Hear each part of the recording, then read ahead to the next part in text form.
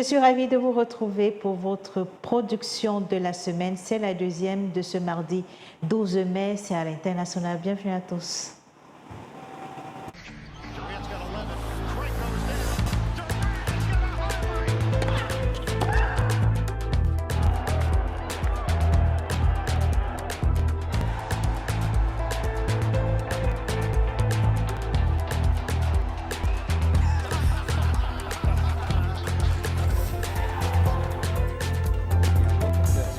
L'édition 2026 du prix Marc-Vivien Fouet remis par RFI et France 24 a été décernée pour le Malien Mamadou Sangaré. Il a remporté cette édition hier lundi.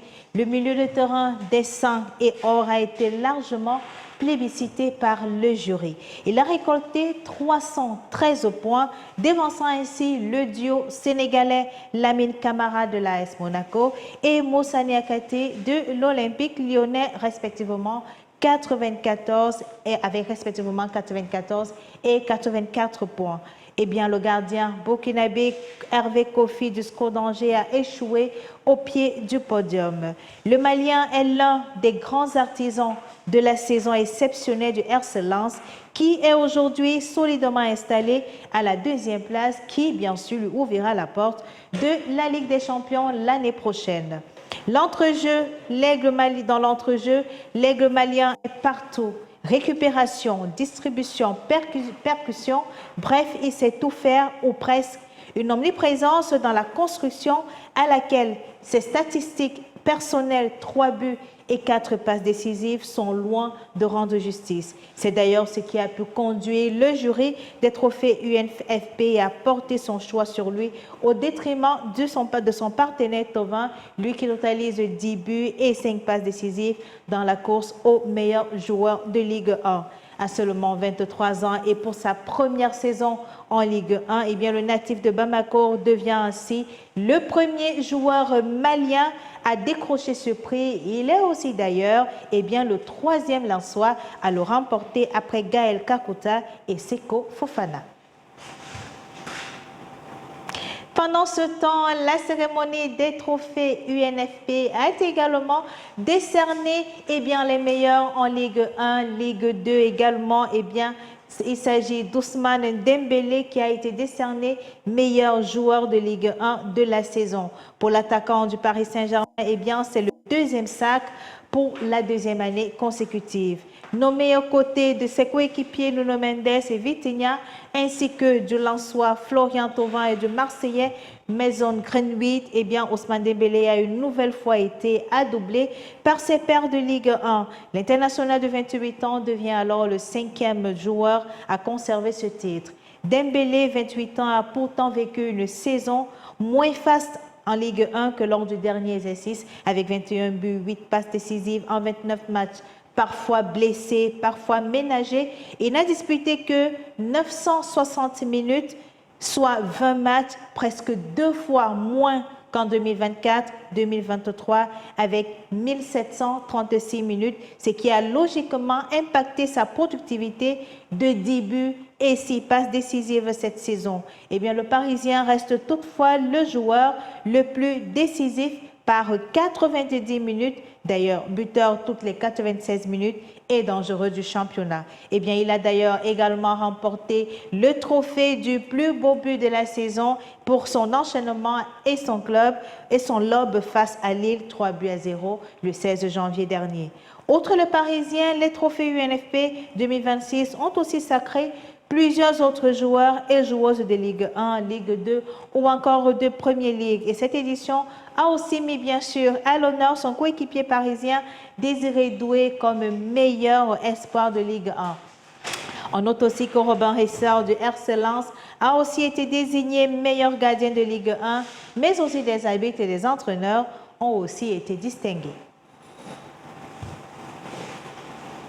Sur les paquets de la NBA, prenons des nouvelles des playoffs.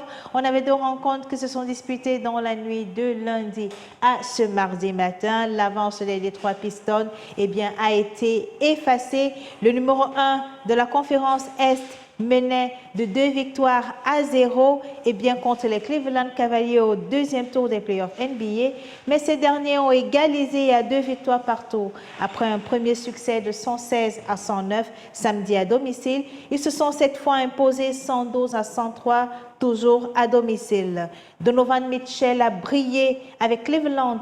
La star des Cavaliers a inscrit 43 points, dont 39 dans la seule seconde période. Il a ainsi égalé le record de points lors d'une mi-temps d'un match des playoffs NBA. Ce record appartenait depuis 1987 à Eric Floyd avec les Golden State Warriors, lors bien sûr d'une série face aux Los Angeles Lakers de Magic Johnson et de Kareem Abdul-Jabbar.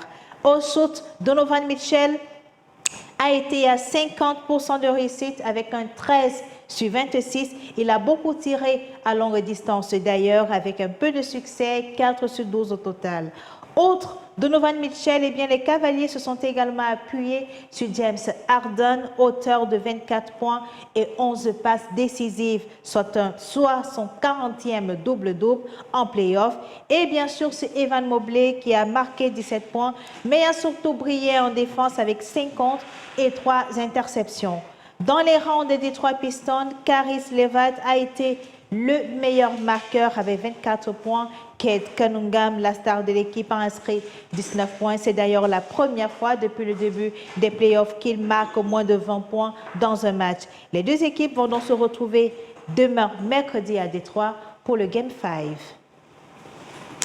Dans la deuxième rencontre, cette fois, l'Oklahoma City a dû batailler après 3 nettes victoires sur les Los Angeles Lakers. Eh bien, le champion sortant et numéro 1 de la saison régulière ne s'est imposé que dans les dernières secondes face aux Los Angeles Lakers, 115-110, mais surtout a décroché son 4e succès dans la série du deuxième tour des playoffs NBA, ce qui valide bien sûr sa place en finale de la conférence Est. Eh bien, à l'arrivée, c'est un 4-0 sans appel sur l'ensemble de la série contre les Lakers, comme au premier tour où les Phoenix Suns avaient déjà été expédiés.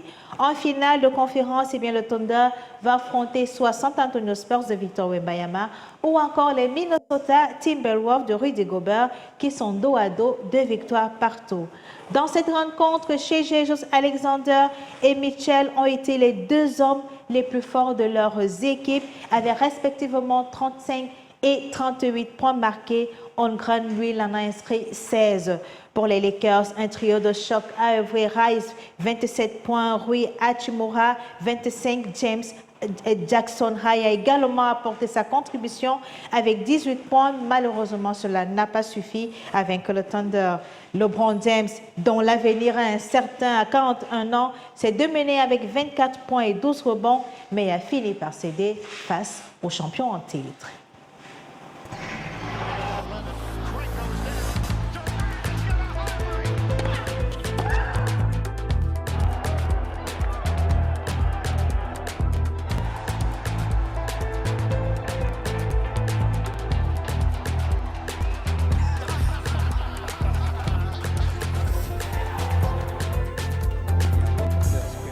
Au Master 1000 de Rome, on connaît déjà les premiers qualifiés pour les quarts de finale. Dans le tableau féminin, il s'agit d'Iga Swiatek, Elena Rybakina et Jessica Pegula qui ont validé leur ticket pour la suite de la compétition.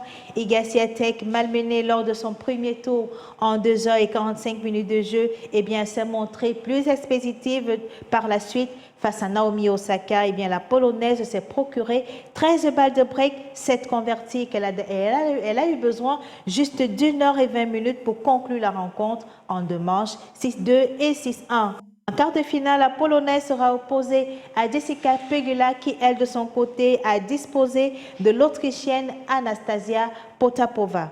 Elena Rybakina, quant à elle, continue également son impressionnante saison 2026. La numéro 2 mondiale a disposé en moins d'1 heure de Carolina Pliskova en 2 manches, 6-0 et 6-2. Éliminée au 3e tour l'an dernier, Rybakina va retrouver cette année Elena Svitolina. L'Ukrainienne s'est imposée contre la Tchèque Nikola Batunkova en 2 manches, 6-2 et 6-3. entre Svitolina et Rybakina, eh bien, le dernier duel avait tourné en faveur de la Kazakhstanaise. C'était en demi-finale d'Indian Wells. Et pendant ce temps, Holger Rune, quant à lui, a finalement décidé de faire l'impasse sur le tournoi d'Hambourg qui est prévu du 18 au 24 mai prochain, ainsi que sur le Grand Chelem parisien Roland-Garros qui commence le 24 mai pour s'achever le 7 juin. En convalescence depuis sa rupture du tendon d'Achille survenue en octobre dernier à Stockholm, eh bien, le Danois semblait pourtant progresser rapidement. Il avait d'ailleurs surpris en annonçant son intention de revenir à Hambourg un peu plus de 6 mois après son opération, une décision qui avait bien sûr étonné et inquiété certains observateurs. Mais à quelques jours du tournoi allemand, eh bien, le joueur de 23 ans a préféré renoncer, évoquant cette fois une gêne au genou. Ce n'est pas une question de pouvoir jouer quelques matchs, mais de disputer un tournoi entier. Selon ce qu'il dit, il veut se sentir prêt, pas presque, mais prêt à 110% quand il jouera. Après Carlos Alcaraz à Roland-Garros, Roland-Garros perdant également une nouvelle tête d'affiche pour son édition 2026. À noter que grâce à ce forfait, le Français Benjamin Bonzi va intégrer le tableau principal. Voilà qui referme cette édition de l'actualité sportive à l'étranger. Merci de rester les nôtres en compagnie des programmes de Mediasport Info, l'actualité sportive. C'est H24 sur la chaîne 100% Sport. Je vous donne rendez-vous demain pour une nouvelle édition à l'international.